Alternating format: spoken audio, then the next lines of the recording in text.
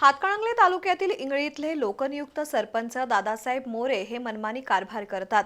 कोणतेही काम करताना विश्वासात घेत नाहीत असा आरोप करून त्यांच्या विरोधात 15 पैकी 11 सदस्यांनी अविश्वास ठराव दाखल केला होता.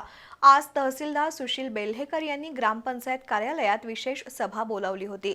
या सभेत 15 पैकी 3 सदस्य हजर राहिले तर अविश्वास ठराव दाखल करणारे 11 सदस्यच गायब झाल्यामुळे अविश्वास ठराव बारगळला. दरम्यान सव्वा वर्षासाठी अविश्वास ठराव आणणं योग्य नसल्याचं सांगून आमदार राहुल आवाडे यांनी या प्रकरणात सदस्यांना समजावल्यानं नाराज सदस्यांनी सभेकडे पाठ फिरवली. त्यामुळे सरपंच दादासाहेब मोरे यांचं पद वाचलं. हातकणंगले तालुक्यातील इंगळी इथले लोकनियुक्त सरपंच दादासाहेब मोरे हे मनमानी कारभार करतात. सदस्यांना विश्वासात घेत नाहीत. त्यामुळे ग्रामपंचायत सदस्यांमध्ये असंतोष निर्माण झाला होता.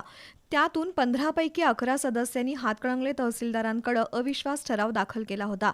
या अविश्वास ठरावासाठी तहसीलदार सुशील बेल्हेकर यांनी ग्रामपंचायत कार्यालयात विशेष सभेचं आयोजन केलं होतं. या सभेसाठी सरपंच दादासाहेब मोरे यांच्यासह स्वप्नाली भातमारे, अक्काताई बिरांजे, अमृत वेताळे हे सदस्य उपस्थित होते. तर ठराव दाखल करणारे 11 सदस्य सभागृहात आलेच नाहीत. त्यामुळे सरपंच दादासाहेब मोरे यांच्यावर दाखल झालेला अविश्वास ठराव बारगळला.